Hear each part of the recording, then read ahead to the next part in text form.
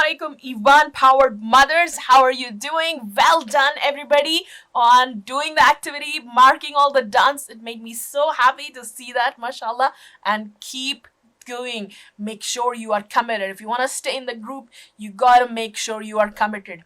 So, today I want to talk about something extremely important in for us to raise our standard, our level as mothers, because what happens often with life, challenges, difficulties start burdening you, and then you're like, I'm just trying to do my best, right? I still like, the being doing my best is also often questionable. Right? What really is your best?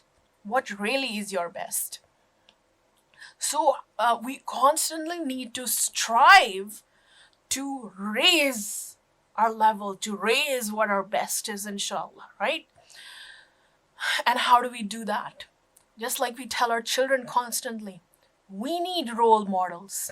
We as adults also need role models. Me as a rebel, I could get comfortable in my 5 daily prayer, like alhamdulillah, I'm praying 5, I read Quran.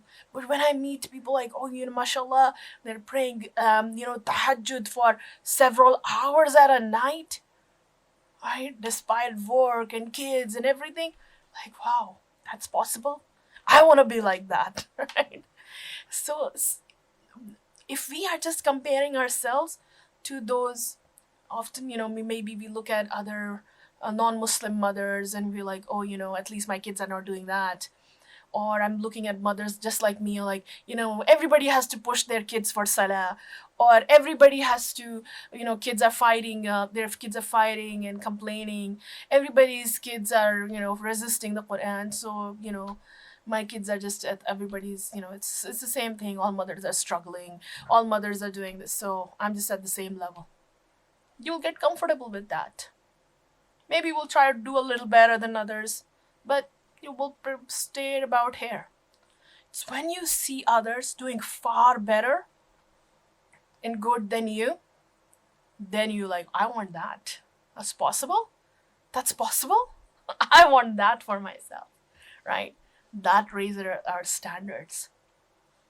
That raises our standards. So we need role models for ourselves. So today I want to talk about some amazing mothers who raised amazing children. We have heard a lot about their children. Today we're going to talk about those mothers. So they are an inspiration for us, inshallah. First, I want to talk about Imam Ahmad's mother, who was a single mother.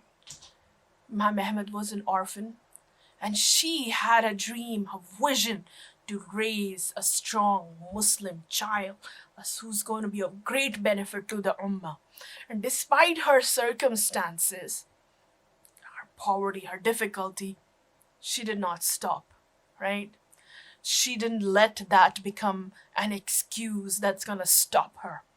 She would wake up long before Fajr. There was no man in her home, who would take a little this little Imam Ahmad to the masjid, but she would wake up to warm the water for her son, dress him up, and then take him to the dark alleys herself and take him to Fajr early so he can be in the front rows and get a good seat, because there's no man who would guide him and take him to inside the masjid. So she would take him early, and she would stay there until there was a halaqah of hadith after Fajr.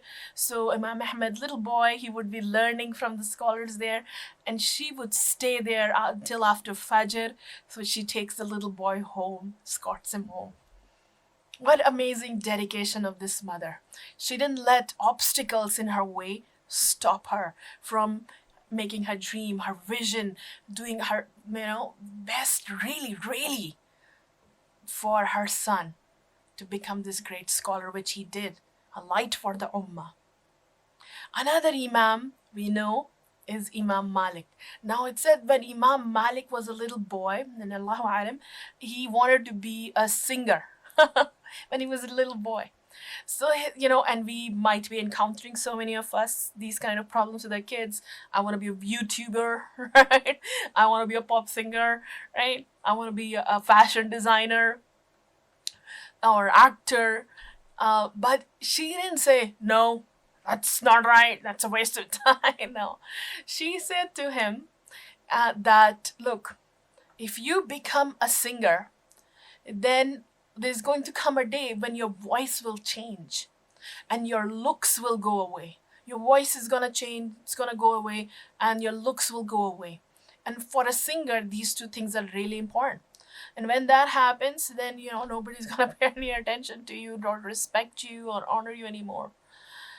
But if you gain knowledge and become a scholar, then as you grow older, those things are only going to increase and people are going to honor you even more. Right? So she built that desire in him. She had a conversation with him, helped him understand what is actually really valuable, more lasting. And Imam Ahmad said she used to tell him to go to, there was a great scholar. His name was Rabia. Remember that name? I'm going to talk about it in a minute. She said, go to Rabia and learn from his manners before you learn from his knowledge. And how does she even know whose knowledge is better, or which scholar's manners is better, right? Which scholar has knowledge of this more or that more? But she did. She had full awareness of that, right? So obviously she had worked hard on that to because she knew there's going to be a day when this little baby I have, I'm going to send him to the best teachers. And she needs to know which teacher is best for which topic, which subject, which theme. And when a time came, so when Imam Malik said that, Mom, now I want to, I can I now go and actually gather some more knowledge, and so she said yes, but first come here and put on a scholar's clothes and then go and seek that knowledge. So she took him and dressed him in these elaborate, really nice outfit, put a long piece of cloth on his head and wound a turban around it. And then she said, now you go and gather knowledge. So she's like really teaching him to respect ilm, right? Respect ilm. Like, I'm gonna dress you in really nice clothes so you understand how precious, how special, how great this mission is that you are going on. And another mother I want to tell you about is Imam Bukhari's mother. You all know Imam Bukhari. We have all benefited so immensely from him. Imam Bukhari was, of course, his mother was very knowledgeable. She was a very knowledgeable lady. And when Imam Bukhari, of course, he was an orphan, but she didn't get remarried because she wanted to focus on Imam Bukhari's upbringing. Imam Bukhari, when he was about 12 years old, he became blind, and his mother made so much dua, so excessively, so sincerely. She made dua to Allah subhanahu wa ta'ala to return his eyesight. And alhamdulillah, I think it's about 2 years, his eyesight came back. Alhamdulillah. Alhamdulillah. And now imagine, how much he did that then for the ummah, reading, writing, learning those hadiths and teaching us. Alhamdulillah. By the age of 6, he had memorized the Quran. And then she would send him to the gatherings of hadith where he developed the love for the science of hadith. Grew in his heart, right? He wasn't born with that. That love was developed in his heart from that small age of 6 and 7 years old. By 6 years, memorized the whole Quran. Alhamdulillah. Okay, next I want to talk to you about Imam Shafi's mother, who, when she traveled from Palestine to Mecca to ensure, she's a single mother and extremely poor. Imam Shafi said they were so poor he didn't even have money to buy paper. She travels from Mecca to Palestine to Mecca. Why? So her baby, this little baby, she has a great dream, a great vision that's driving her. It's not easy. It's extremely difficult for her. It's extremely difficult for her. Travel in those times. Even today, it won't be that easy for a poor single woman to travel from Palestine to Saudi. It will be extremely difficult. Imagine those times. And she did, because she was driven by a great vision. She was inspired by that vision. And so she traveled so her son can have the best education, learns from the great scholars in Mecca. And so he did. So he made sure from when he was very little. And when he became a teenager, when he was about 14, 15 years old, he came to his mother and he said, and Allah alam exactly about this conversation, but he was not ready to leave his single mother. And he said, I want to go and learn in Medina. And she started crying. And so Imam Shafi thought she's sad, I'm leaving. He said, Mother, if you're sad, I won't leave. And she said, seriously? Are you kidding me? Right? She said, you think I'm crying because you're leaving? This is the answer to my du'as that I've been crying out to my Rabb in tahajjud every night. That you become a light for this ummah till the day of judgment. How incredible. What a great vision she had for her child. So she sent him to Medina. Imagine sending your young only child, sending your son, and you are a single woman. How, normally you would want, okay, you son, now you've grown up, you look after me. Her desire was for him to become a great scholar. And so he went to Medina and he learned from Imam Malik, like she always dreamed of. And he became one of the greatest scholars we know of. Where did it all start from that single mother traveling with a great vision for her son, despite of her poverty, despite of her hardships. And last story I want to tell you is about Rabia. Remember Rabia? The one Imam Malik's mother told him to learn from? Rabia's mother, when she was about to have a baby, his father left her. Now perhaps, Allah, he went to, for fight or whatever purpose, but he didn't even know she was having a baby. And he left 30,000 dinars with her. And then about 30 years later, he comes back. And he says, he comes back to his home, he just barges in. And he sees, this young man there in the house. And he's like, who are you in my house? And the young man is like, this is my house, who are you? Like, what? No, this is my house, who are you? And so they start fighting and arguing. And then his mother hears that and she comes in and she realizes, that's her husband. And she tells Rabia, this is your father. So, there is a great reunion of the father and the son.